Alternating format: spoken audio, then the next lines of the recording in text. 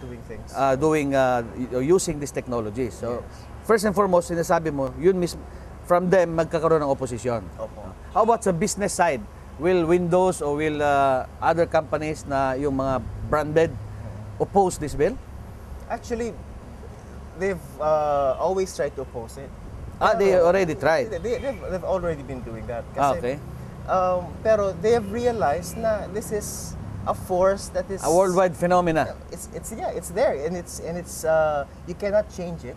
Just like globalization, you just have to adapt. Okay. And makita natin na yung mga cream of the crop, the programmers, are realizing na open source is the right direction to embrace. So undoubtedly, even if some groups would like to oppose it, it is already beyond realistic. Maybe realistically, it can no longer be opposed because it's a worldwide phenomenon and it's already the trend. So para ding sa pharmaceutical industry, the generics thing is already in and you cannot avoid it, you cannot prevent it, but instead you just adapt your companies, your setup to just to meet the competition later on. Yes. Because I would surmise that there will be strong competition between the open source and the branded, because the branded will stay as branded. Yes. Or they will also make some generics on their own. Yes. In fact, that is a trend now. Even Microsoft have they formed a group where they use open source software now. Okay. Tapos ang ginagawa nila, they use it para ma-improve naman yung services nila. Kasi it's a phenomenon, like you said, Ed. It's a phenomenon that's there and it's here to stay. Yeah. Ngayon, as an industry siguro, and as practitioners in the field of IT, what we need to do is we need to open our minds to that kind of open source technology. Tapos, ang playing field natin is pagalingan ng services, tapos pagalingan ng creativity. Okay, now, Art, let's focus a little bit on the bill, no? Because, ladies and gentlemen, as mentioned by Congressman Casino, it's already on second reading. Yes. I want to know the opposition against the bill in the House of Representatives. Is it present? Is there an existing opposition to that particular bill? May mga lobby groups ba against the passage of the bill that you know of? There are several. There are several. Yeah, but the thing is, aside, this is the usual thing. They're not saying that open source is bad. Okay, diba? because they cannot say it. It's not true. Ang nakita lang nila is that yung kung ano yung nakagisnan kasi nila, mas madali. Okay. And the one of the issues we have in Congress is the politicians that we have in the office right now, na may power, are not that IT savvy. Okay.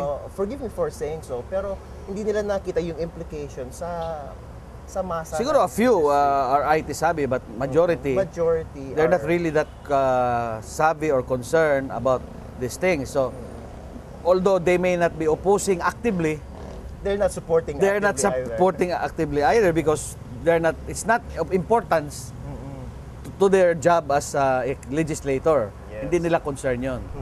So probably a lobby group like yours, the Dabawenyo, can play a big role in lobbying, in trying to influence, trying to educate, to inform our legislator, our congressman, our senators about this open source. Have you been doing this or similar organizations like Dabawenyo? Yes, us here in Dabawenyo, we've always been advocating the use of free and open source software. And the way we're doing it is through training. We partner with different schools, different organizations. Tapos nagpo-promote kami ng use ng open source software. Kasi ang nangyayari sa industry natin ngayon, excuse me, if you don't have the machinery to pay for the ads, mahirap ka mag-lobby ng coin.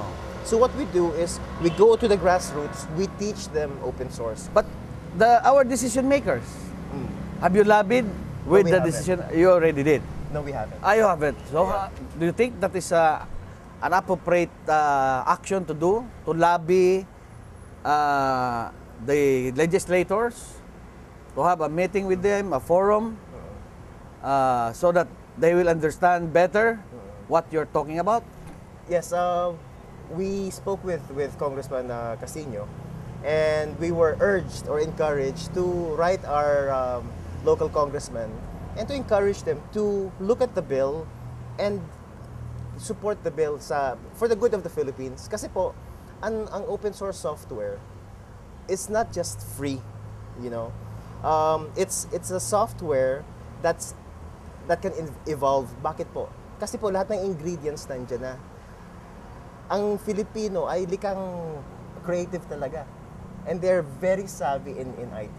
Yeah. So what we need to do is empower the Filipino, Yes. give them the software, give them the Give code. them the challenge. Yeah. And let them Kasi let us improve it. Pag branded na, wala nang challenge eh. Wala na po eh. Gagamitin mo na lang.